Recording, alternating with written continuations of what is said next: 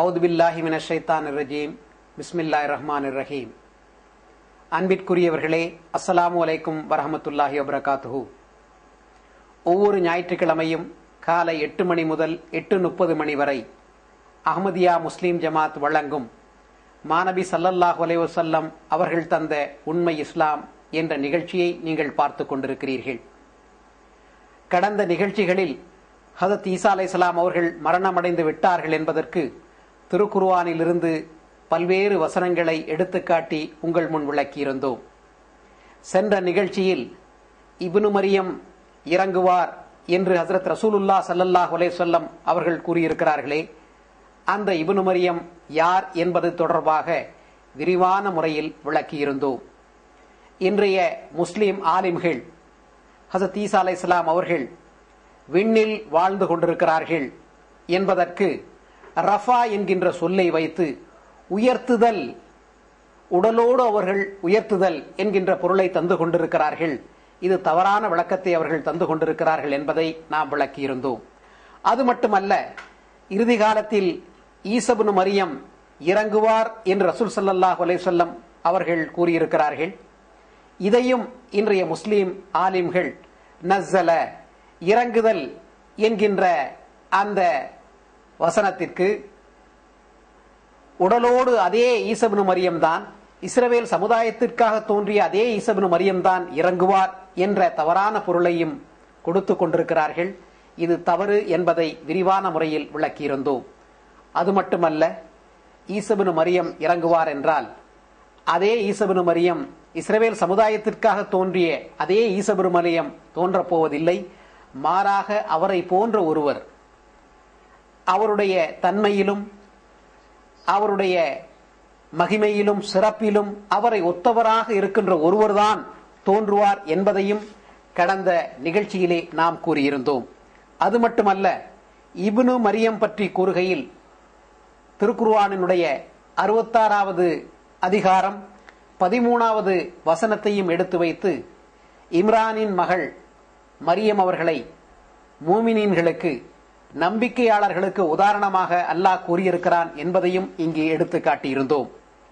இம்ரானின் மகள் மரியம் அலைஹிஸ்ஸலாம் அவர்களை மூமினீனுக்கு உதாரணமாக கூறி, ஒரு பரிபூர்ணமான மூமின் அல்லது நம்பிக்கையாளர் மரியமின் தூய்மை தன்மைகளை தன்னகத்தே உட்கொள்ளும் போது அல்லாஹ் தன்னுடைய ரூஹிலிருந்து அந்த மூமினில் ஊதுவான் என்று அந்த வசனத்தில் வந்துள்ளது என்று கூறி, இவ்வாறு சொல்லுகின்ற பொழுது அல்லாஹ் வஹீயின் மூலமாக, இல்ஹாம் மூலமாக அவரோடு உரையாடுவான் என்ற கருத்தையும் இங்கே விரிவான முறையிலே நாம் விளக்கியிருந்தோம்.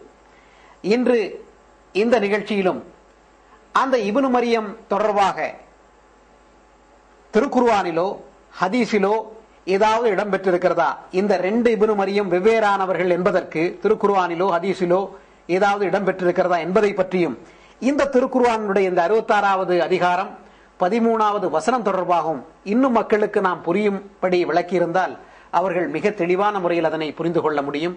எனவே இது தொடர்பாக நீங்கள் விளக்குமாறு நான் உங்களை கேட்டுக்கொள்கிறேன். திருக்குர்ஆனில் அல்லாஹ் 4 நபர்கள் சம்பந்தமா சூரத்து தஹ்ரீமினுடைய கடைசி ஆயத்துகளில் கூறியுள்ளார்.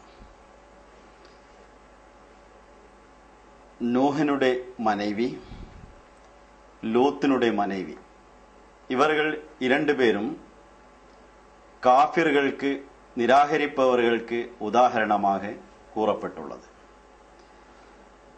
காஃபிர்கள் இந்த 2 நபர்களுடையும் பண்புகள் தன்னகத்தில் உள்கொண்டு அவர்களே போல் ஆகிவிடுவார்கள் என்று இந்த ஆயத்திலிருந்து புரிய வருகிறது.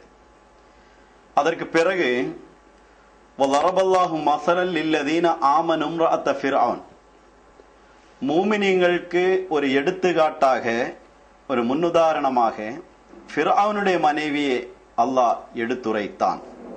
அவர்கள் அல்லாஹ்விடம் மன்றாடிய துஆவும் அதற்கு பிறகு அல்லாஹ் எடுத்து கூறினான்.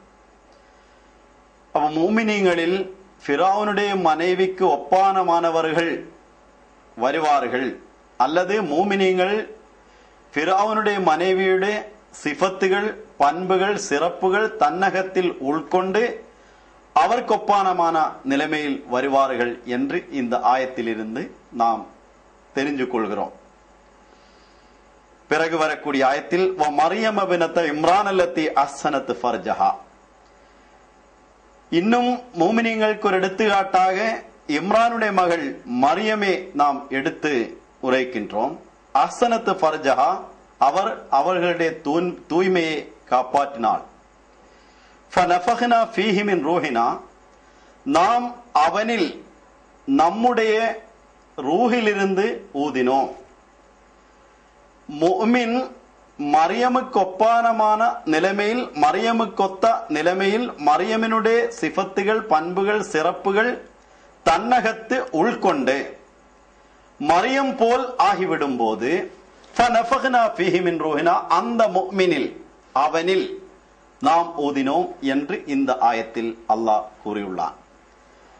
மரியமில் ஊதினான் என்று வந்தால் ஃபனஃபக்னா ஃபீஹா மின் ரூஹினா, ஃபனஃபக்னாஹா மின் ரூஹினா என்று வர வேண்டியிருந்தது. ஆனால் இந்த இடத்தில் அவனில் ஒரு ஆண் நபரில், அதாவது முஃமினாக கூடிய ஆளில் அல்லாஹ் ஊதினான் என்று வந்துள்ளது.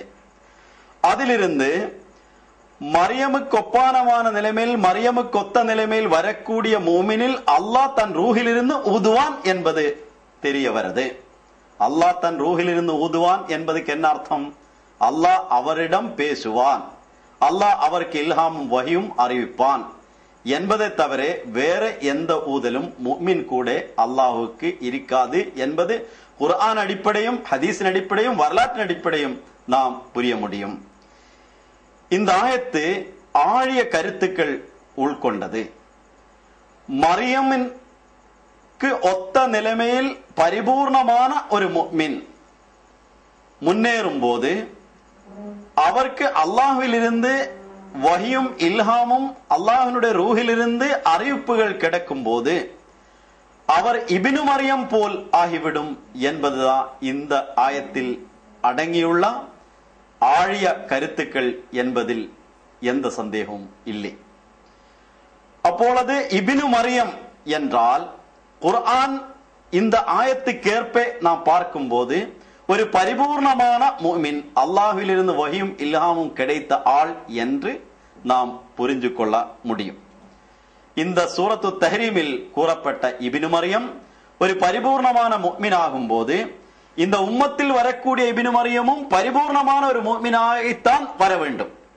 அப்பொழுது பல்வேறு இப்னு மரியமுகள், இப்னு மரியமுக்கொத்த முஃமினீங்கள் இந்த உம்மத்தில் வருவார்கள் என்று இந்த ஆயத்தில் இருக்கும் போது இப்னு மரியம் என்ற சொல் குர்ஆனுக்கேற்ப நாம் ஆய்வு செய்தால் அல்லாஹ்விலிருந்து அறிவிப்பு கிடைத்த, தன் தூய்மை தன்மைகள் உள்கொண்ட ஒரு ஆளுதான் என்பது நாம் புரிய முடியும். அதனால் இப்னு மரியம் என்ற சொல்லை பார்த்து நாம் அதுக்கு வானத்திலிருந்து முன்னாடியே தோன்றிய ஒரு இப்னு மரியமே வர வேண்டும் என்று சொல்ல வேண்டிய எந்த தேவையும் இல்லை. ஏனென்றால் வானத்தில் அவ்வாறு ஒரு இப்னு மரியம் இருப்பதாக குர்ஆனிலும் ஹதீஸிலும் எந்த ஆதாரமும் கிடையாது. மாறாக அது ஒரு மூட நம்பிக்கை தவிர வேற எதுவுமே அல்ல.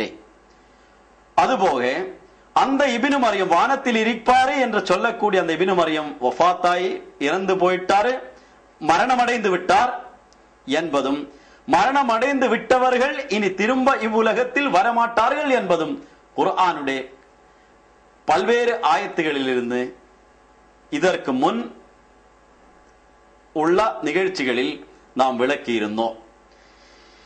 இனி இப்னு மரியம் என்று ஆலிமீங்கள் நம்புகின்றார். 2000 வருடங்களுக்கு முன்னாடியே தோன்றிய இப்னு மரியம், அதே போன்று முஹம்மது முஸ்தபா ஸல்லல்லாஹு அலைஹி வஸல்லம் தன் உம்மத்தில் வருவார், தோன்றுவார் என்று சொன்ன இப்னு மரியம், இது ரெண்டும் இரண்டு நபர்கள் என்று முஹம்மது முஸ்தபா ஸல்லல்லாஹு அலைஹி வஸல்லம் தாமாகவே கூறினால் அதுக்கு எதிராக எந்த நம்பிக்கையும் நாம் வைக்க முடியாது. ரசூலுல்லாஹ் ஸல்லல்லாஹு அலைஹி வஸல்லம் ஒரு முறை தான் ஒரு தரிசனத்தில் பார்த்ததாக கூறினார்கள். ரஅய்து ஈசா வ மூசா வ இப்ராஹிமா, நான் ஒரு தரிசனத்தில் இப்ராஹிமேவையும் மூசாவையும் ஈசாவையும் கண்டேன். ஃபஅம்மா ஈசா ஃபஅஹ்மரு ஜஅதுன் அரீலு ஸத்ரி, அந்த கனவில் பார்த்தா, அந்த ருயாயில் பார்த்தா ஈசா சிவந்த நிறமும் சுருண்ட கேசமும் விரிவடைந்த நெஞ்சமும் உள்ள ஆளாயிருந்தார் என்று ரசூலுல்லாஹி ஸல்லல்லாஹு அலைஹி வஸல்லம் கூறினார்கள். புகாரியில் இந்த ஹதீஸ் இடம்பெற்றுள்ளது. ரசூலுல்லாஹி ஸல்லல்லாஹு அலைஹி வஸல்லம் இன்னொரு ஹதீஸில் கூறினார்கள், பைனமா அன நாயிமுன் அதூஃபுல் காபா, நான் தூங்கிட்டிருக்கும் போது காபாவே வலம் வருவது போல் பார்த்தேன். ஃபைதா ரஜுலுன், திடீரென அந்த இடத்தில் அந்த கனவில் ஒருவரை பார்க்கின்றேன்.